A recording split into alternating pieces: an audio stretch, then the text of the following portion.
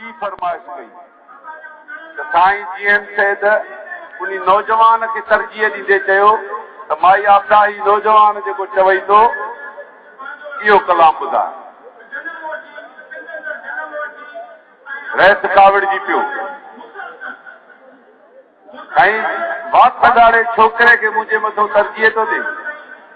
तो साईं रोई वेठो चई रैस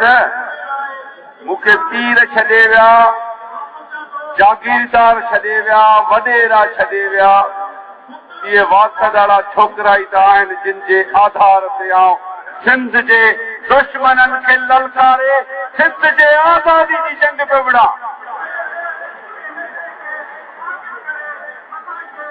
ऐं उहे अॼु वातदारा छोकिरा जिन जो पंहिंजे रहबर ते पंहिंजे सैयद साईं ते अहिड़ो त ईमान हुयो